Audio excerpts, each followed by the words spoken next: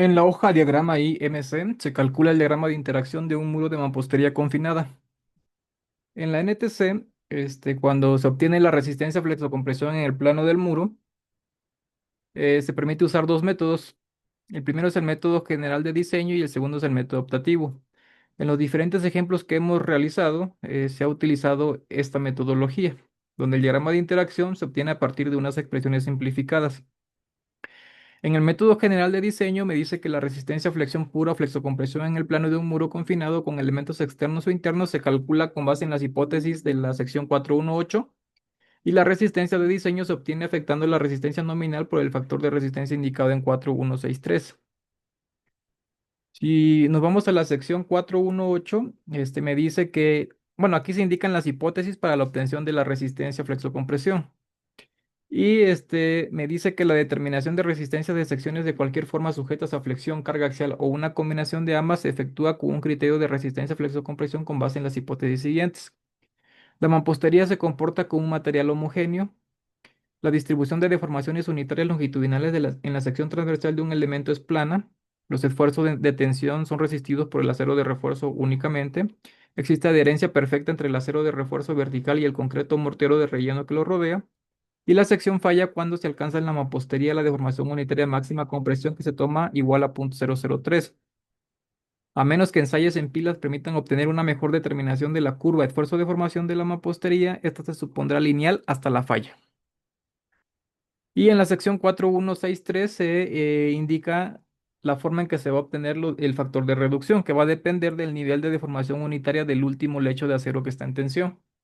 Si esa deformación del último lecho de acero es menor que el de fluencia, entonces el factor de reducción es de 0.6 y se considera que la sección está controlada por compresión.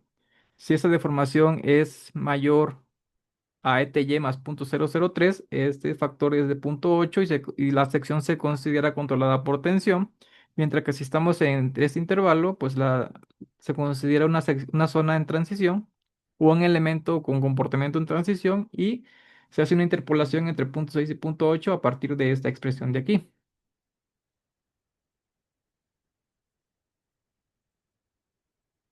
Ahora, aquí muestro el comportamiento de los tres diferentes materiales que nos van a interesar, que es el de la mampostería, el acero de refuerzo y el concreto. La mampostería, la norma, si se acuerdan lo que leímos hace rato, me decía que consideremos un comportamiento lineal. Vamos a ver si puedo mover esto. Vamos a considerar este de aquí. Así.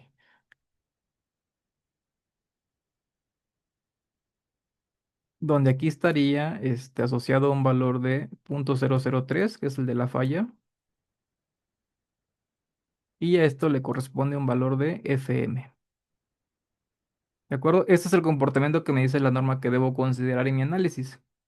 Pero aquí les muestro algunos comportamientos de algunas piezas que se han ensayado. Por ejemplo, el de tabique recocido, pues la forma es esta. El de un tabique con huecos verticales es prácticamente lineal.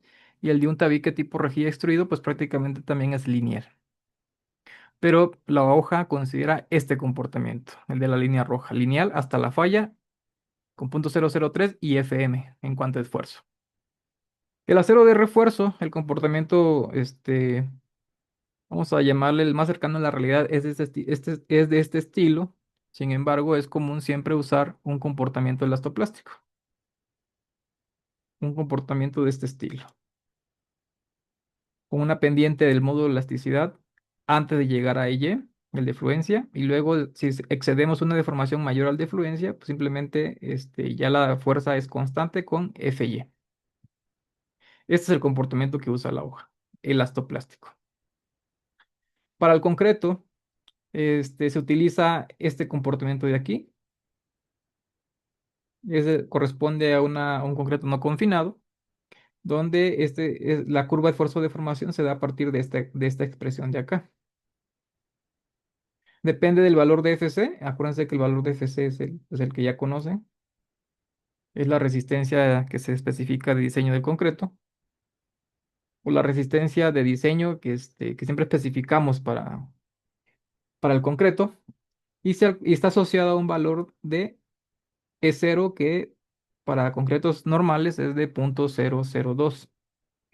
Luego, esta resistencia decrece hasta un valor de 0.15 Fc. Bueno, esta distancia es 0.15 Fc. Esta de aquí, pues sería 0.85 de EFC, donde a esto se le conoce como Fb'(C). Y está asociado a un valor de SU, donde el concreto falla. Si ustedes revisan la NTC de concreto, este valor es igual a 0.003. Bien.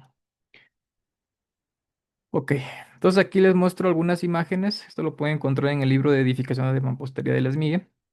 Pero aquí tengo una sección del muro. Bueno, aquí tengo la sección transversal del muro.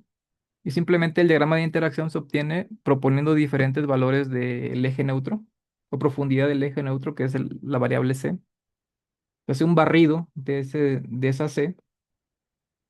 Y para cada diferente valor de C, lo que se va a obtener son los diferentes esfuerzos en los diferentes materiales.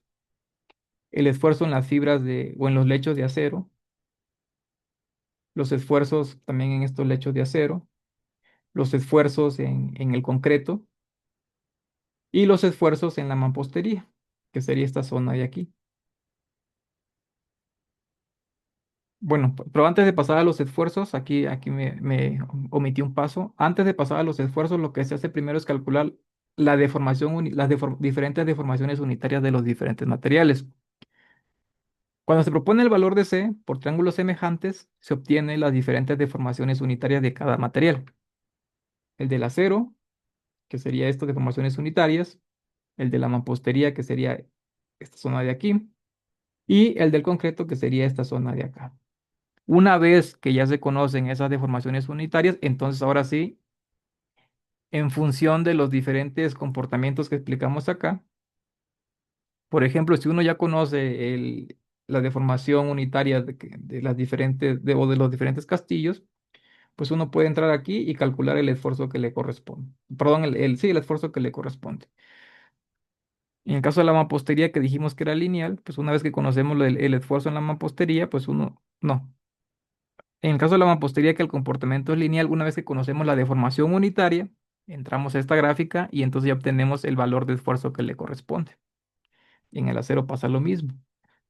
Calculamos esa deformación unitaria, entramos a esta gráfica y obtenemos el esfuerzo que le corresponde. Pero sí, estaba ahí brincando un paso. Primero se propone el valor de C. Con este valor de C por triángulos semejantes se obtienen las deformaciones unitarias de los diferentes materiales. Con las relaciones o con las curvas de esfuerzo de formación se obtienen los diferentes esfuerzos y con los esfuerzos se obtienen las fuerzas. Acuérdense que una fuerza pues simplemente va a ser un esfuerzo por un área. O sea, la fuerza va a ser un esfuerzo por un área. Por ejemplo, si queremos calcular la fuerza que hay en este lecho de acero, pues va a ser igual al esfuerzo por el área que tiene este lecho. Si queremos conocer la fuerza que hay que aporta este castillo, pues va a ser el esfuerzo que hay en este castillo por el área. Y si queremos conocer, en este caso, el de la mampostería, pues sería el esfuerzo por área. Solamente que hay que considerar que el comportamiento aquí es lineal. Se genera un triángulo, ¿no? Si queremos calcular esta fuerza específicamente para la mampostería, pues va a ser igual a este esfuerzo máximo más este esfuerzo máximo. Es un triángulo. Este esfuerzo por la altura que le corresponde aquí y por el espesor T de la mampostería. En este caso, por ser un triángulo, se ubica al tercio de ese triángulo y ahí se ubica esa fuerza que aporta la mampostería. Bien. Bueno, para calcular los momentos, también lo voy a explicar aquí de una vez. Se tiene que utilizar un punto de control. Ese punto de control, la hoja de cálculo, lo hace a través de dos opciones. Una que es a partir del centroide geométrico de la sección y otra que es a partir del centroide plástico de la sección. El centroide geométrico de la sección, creo que ahí no hay dudas, simplemente es con base en la figura, ustedes ubican el centroide geométrico. No, no hay mayor tema con eso. Eso lo voy a llamar YSG, centroide geométrico de la sección. Pero también existe otro punto de control que se le conoce como el centroide plástico. El centroide plástico es un centroide, pero de fuerzas. Me voy a apoyar de esta imagen o de esta figura para explicarlo un poco mejor. Por ejemplo, primero, para calcular ese centroide se considera que toda la sección está con presión pura. Cuando está con presión pura, y también se considera que todos los elementos alcanzan su resistencia máxima. Por ejemplo, aquí tengo un lecho de acero, aquí tendría una fuerza, que sería el área de acero de este lecho por Fy del acero. De igual manera, aquí también calcularía esta fuerza, que sería el área de acero de este lecho por Fy. Aquí también sería el área de acero de este lecho por Fy, y aquí también sería el área de acero de este lecho por Fy. Por otra parte, también hay una fuerza del concreto, de los castillos, que es esta. Pues simplemente va a ser el área del castillo en este caso, por Fb'(c). Aquí tengo una fuerza que es el área del castillo por Fb'(c). Y luego tengo una fuerza en la mampostería, que sería el área de la mampostería por Fm. El área de la mampostería estaría dada por el espesor T, o está dada por el espesor T y por esta distancia de aquí, de llamar L de mampostería. Bien, una vez que ustedes ya tienen las diferentes fuerzas, pues ahora calculan la resultante o ubican, mejor dicho, la resultante a partir de acá. Si fuera simétrico, si tuviera un armado simétrico este muro, pues coincidiría aquí con este punto, o coincide con este punto. ¿De acuerdo? Eso es YCP.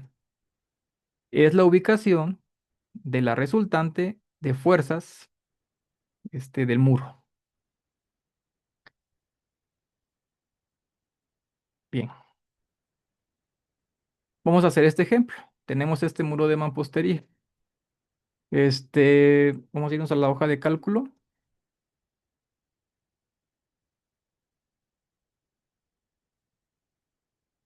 Y primero me pide los datos. Aquí voy a definir un espesor de 12, una longitud de 600 y una altura de 230. La mampostería va a ser la que hemos utilizado en los ejemplos anteriores, un FM de 90, un concreto de 200. Acuérdense que estos datos no cambian. Este es cero, ya lo explicamos en la gráfica esfuerzo de formación del concreto, de donde se alcanza el valor de FC.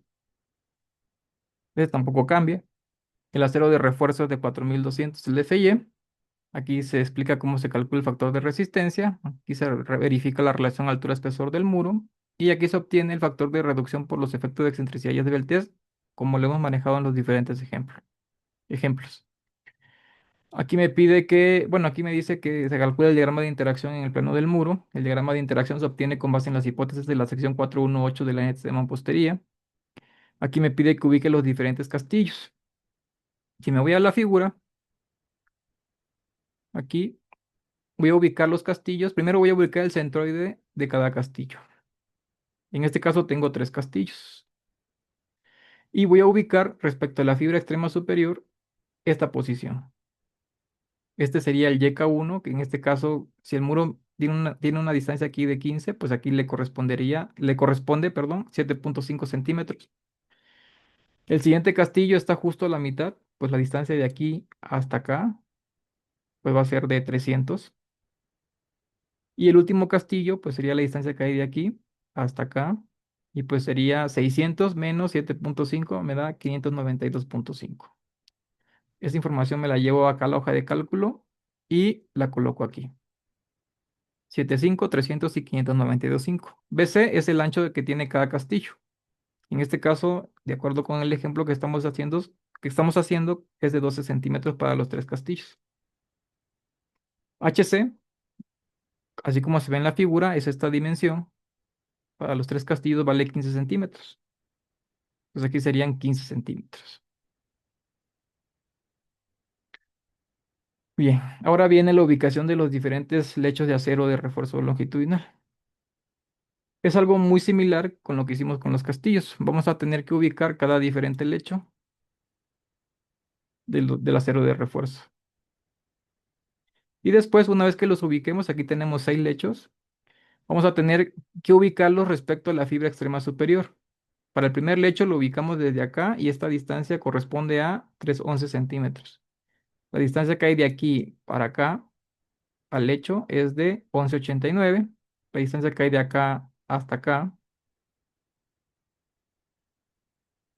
es de 295,61 y así sucesivamente para los demás lechos. Este está a 304,39, este está a 588,11 y esto está a 596,89. Esos datos me los llevo a la hoja de cálculo y aquí ya los he colocado. 311, 11,89, 295, 61, 304,39, 588,11 y 596,89, de acuerdo con estos datos de aquí. Luego me pide que por cada lecho coloquemos el refuerzo que le corresponde. El armado es de 4 varillas del 3. Quiere decir que por lecho tenemos 2 varillas del 3, 2 varillas del 3, 2 del 3, 2 del 3 y así sucesivamente. Entonces, esto está correcto. 2 varillas del 3, 2 del 3, 2 del 3, 2 del 3, 2 del 3, 2 del 3. Aquí me pide el número de puntos que quiero en el diagrama de interacción. Y aquí me dice a partir de qué punto de control, que es el que mostramos aquí en la figura, este punto, a partir de qué punto, bueno, a partir de qué criterio quieres que tome en cuenta la hoja de cálculo para obtener esos momentos nominales o resistentes. YSG quiere decir que lo va a obtener a partir del centroide geométrico de la figura. Y YSP lo va a obtener a partir del centroide plástico de la figura, que, como explicamos hace rato, pues es el centroide o es la ubicación de la resultante de las fuerzas, de las fuerzas máximas que dan los diferentes materiales. Noten que cuando, bueno, ahorita lo vamos a ver, pero cuando el muro tiene un refuerzo simétrico, el valor de YSP es exactamente el mismo, perdón, el valor de YSG es exactamente el mismo que YSP. Por lo tanto, no hay una diferencia en usar un punto u otro. Ahorita vamos a usar el YSG y le vamos a calcular el diagrama. Este es el diagrama. Voy a ponerle unos 40 puntos. Ya está, este es el diagrama. Y simplemente aquí comparamos el resistente o el de diseño, que es este de aquí. Y estos que están acá, estos puntos, son las diferentes demandas que lo obtiene a partir de los datos que ustedes pongan acá, para que puedan comparar directamente o ver gráficamente que los puntos quedan dentro del diagrama de diseño. Si algún punto queda fuera del diagrama de diseño, quiere decir que la sección no es adecuada en cuanto a resistencia flexo-compresión. Bien. Noten que si yo aquí elijo el valor de ISP, que es el centroide de plástico, no se va a ver ninguna diferencia, porque coinciden. Cuando a mí se me ocurre por alguna razón que, pues, digo, tampoco es que no pueda ocurrir, pero por alguna razón aquí tenemos un refuerzo asimétrico, como este ejemplo que vamos a hacer ahorita, que es 6 del 3 en el último lecho. Noten que si yo vuelvo a calcular el diagrama de interacción respecto al centroide geométrico de la sección, el diagrama rota. Y si lo calculo respecto al centroide plástico, vean que el diagrama se mantiene aquí, bueno, no rota, no hay no se ve como, el diagrama no cambia, ¿no? En cuanto al concepto de compresión pura o tensión pura. Esa es la diferencia que hay cuando se tiene un muro con refuerzo asimétrico. ¿Cuál es el que debería usar para mis diseños? Pues depende de estos datos de acá. Depende del software que estén usando. Si ustedes se van ahora sí que a los documentos de información del software que estén utilizando, ahí les dice cómo reporta los elementos mecánicos. La mayoría de los software reportan los elementos mecánicos respecto o con respecto al centroide geométrico de la sección, por lo que estrictamente aquí siempre debería activar este ISG para que las demandas que me dé el software las pueda comparar directamente con este diagrama.